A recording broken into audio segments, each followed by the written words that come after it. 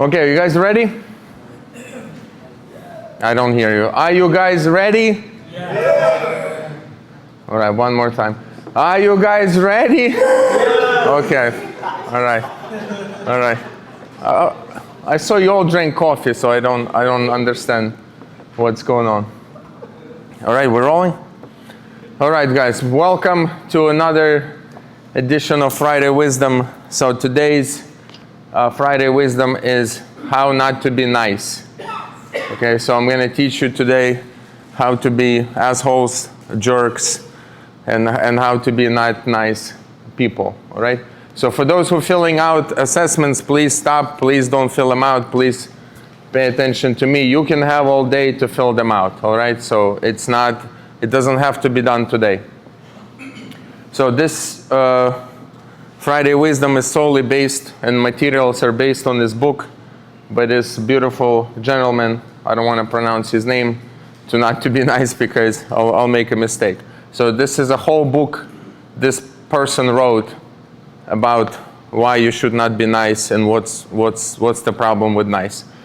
And actually the motivation and inspiration for today's presentation was made by my interaction with Teresa.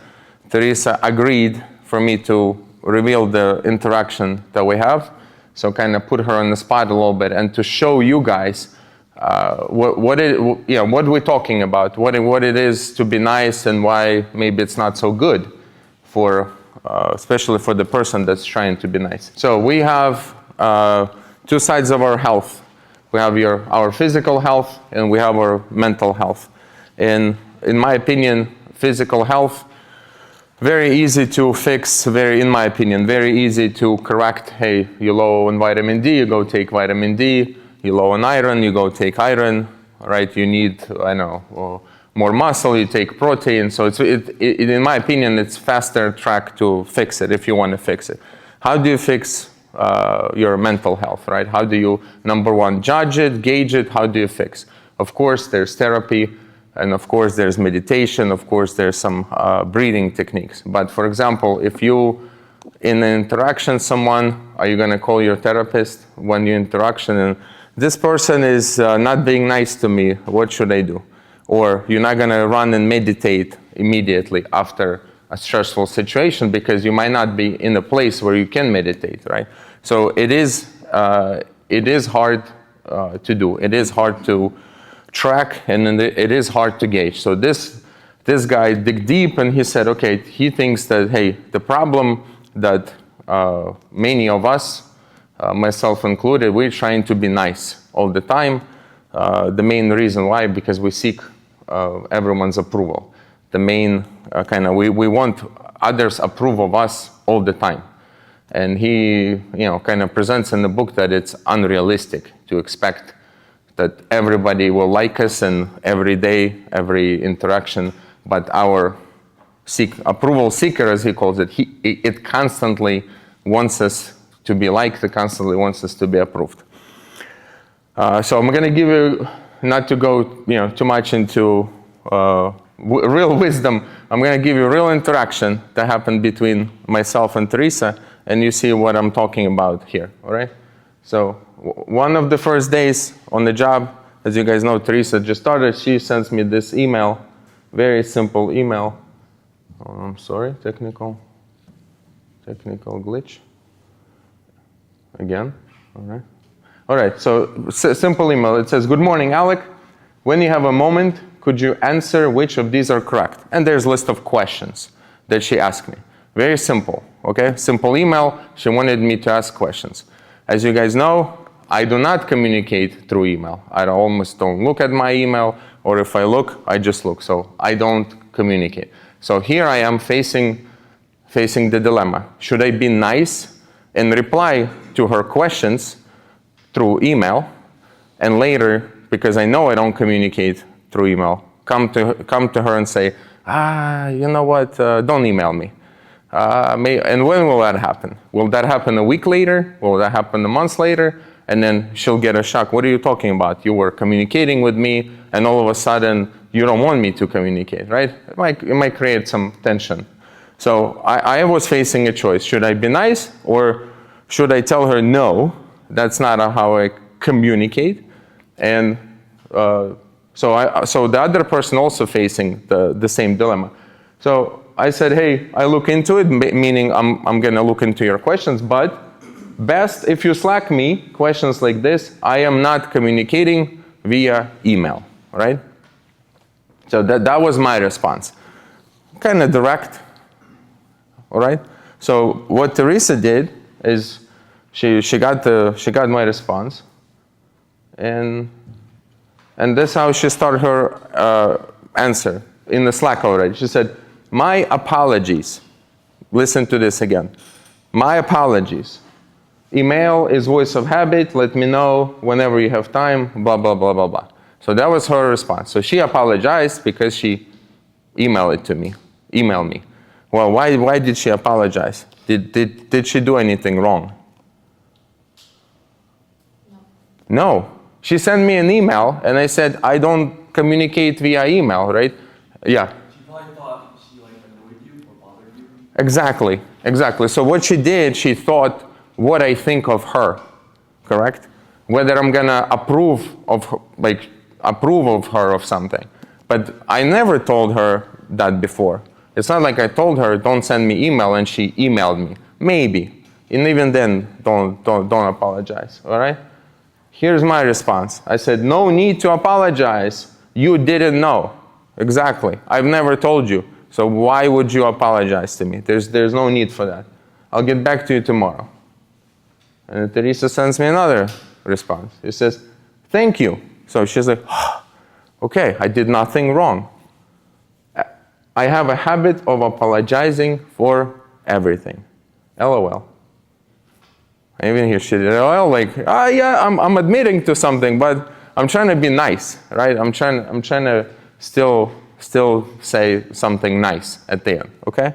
So this is a simple interaction, very simple. And I bet you guys have many like this daily in your family, in your work, in anywhere, right? Where we were thought to be nice, and hey, sometimes it is needed, it is warranted. I mean, I think it means called being polite or professional. But on a deeper level, if you look, actually I'm gonna give you guys one more task if you want.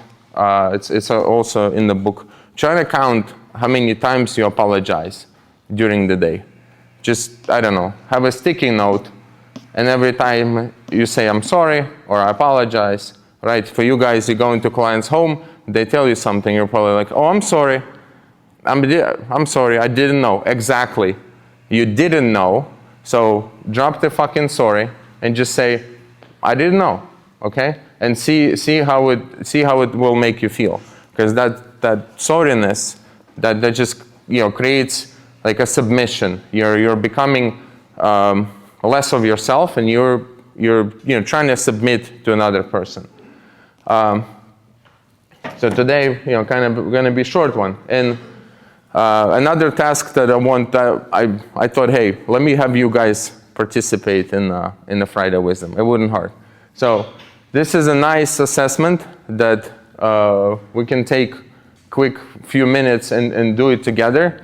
For some of my Ukrainian friends, you have a translation, right? Questions 1, 2, 3, 4, so forth and so on, right? And what do you do if you're more on this side? For example, the first question, I often nod and agree with others, even if I secretly disagree. So if you like that, you do 1 or 2. You put 1 or 2. When I disagree with someone, I ask questions and share my perspective, then you put 9 or 10 in this middle column. If you're, in between, right, then you put 5 and 6 or whatever you want on the scale. And then you get the total number at the end, and then you divide by 14. And the question is, I looked and nothing. Okay, there's no scale. Like if you're at 50 or you're at 60, there's no scale to say, yeah, if you're 50, you're done, or if you're 20, you're done. There's no scale.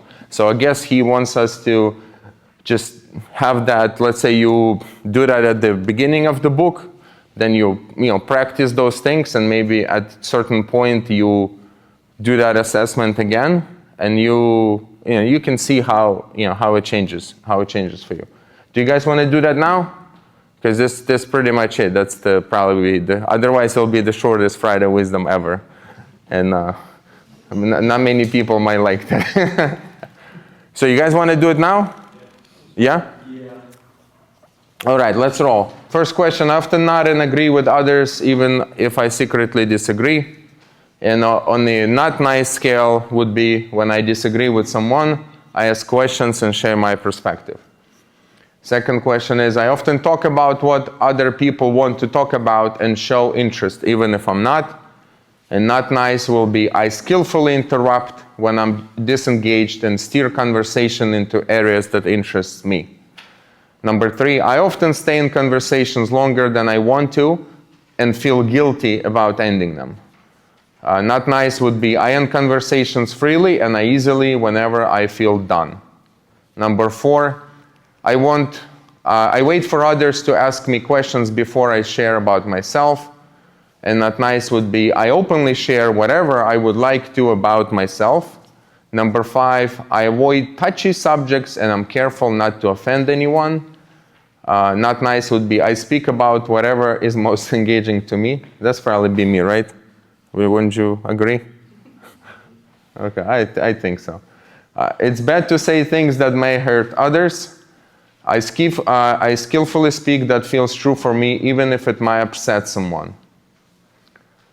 I lost track. 6 probably. I am responsible for, guys, this is probably, can I have you for a second? This is probably the key to a whole book. This is so far, I'm reading it second time. This is what it stuck to me the most. I am responsible for how others feel. I am responsible for my feelings, and others are responsible for their feelings. So think about it. We many times think, okay, it's a conversation like, what if someone else gets upset? So you're trying to be responsible for their feelings, for someone else's feeling. And it's unrealistic. It's just, you don't know how someone will react, and you can't control. So how will they feel about certain situation? You are not responsible for other people's feelings. Okay? So I think, to me, that was one of the key moments in the book. I feel guilty when I say no to someone, especially if they really want me to say yes. I say no, so not nice will be, I say no when I don't want to do something, and I feel good about taking care of myself. Number 8, I feel uncomfortable asking for what I want, and I often talk myself out of asking. That's actually me a lot of times. Believe it or not, even in leadership role, I don't feel comfortable sometimes asking what I want. I freely and boldly ask for what I want in all my relationships. If someone, another one, if someone is doing something that bothers me, I try to forgive and just let it go. I quickly address the things that bother me and make clear requests. That's another important one, I think. I avoid any sort of confrontation or conflict. If it could mean the end of relationship. Not nice would be, I initiate difficult conversation and work through conflict and disagreements. This has been an improvement for me, guys. This particular question, especially recently in our company, I feel that I have to initiate, like the uncomfortable meetings, uncomfortable conversations, uncomfortable small meetings. I feel as though that I have to lead this initiative and initiate those, even though they're also not comfortable for me. But we've seen good results come out of those things. I often worry about whether I've upset or offended someone after an interaction. Not nice would be, I don't stress about past interaction, and I trust most people enjoy being with me. 13, I avoid eye contact, especially with people I find attractive, because I don't want to make them uncomfortable. Not nice would be, I hold eye contact with anyone in a relaxed and comfortable way. And the last question is, I secretly resent others for being selfish and not giving as much as I do. And not nice would be, I clearly ask for what I want and meet my needs from a variety of relationships. So it's pretty deep questions, hence the reason why I've provided, it's not my translation, but I provided Ukrainian translation for our Ukrainian fellas in the room, because it is pretty deep questions. So guys, take your time, think about this. I think again that's your scale for judging your niceness or not niceness, at least first step. There's a couple more assessments in the book. Again, I'm not endorsed by Dr. Aziz, so therefore I don't get paid. Actually, it says that I keep secrets. I don't want to keep secret. 3 people in our company received this book, and I've requested mandatory requests for them to read it. So there's 3 people that I think in our company is super nice, and I can benefit from this book. So we keep secret who they are. But they're currently reading the book, I hope, at least, because I'm gonna quiz them, because I said I'm on my second round, because I see so much benefit. Juan, if you're concerned, if you have a concerned look that you weren't included and you feel not liked by me. No, it's good, because I don't need it. It means I don't need it. Yeah, at least that's what I think. So hey, yeah, I want it to be a short one, because it is an introduction. It is for me, guys, to introduce you to the book and introduce you to this material. Plus, I printed it so you can take it home. Like I said, do version 1, then either you buy the book, I don't know, you watch his videos or whatever, and then come, I don't know, 6 months or a year, you sit down, you take another one, and see where you are.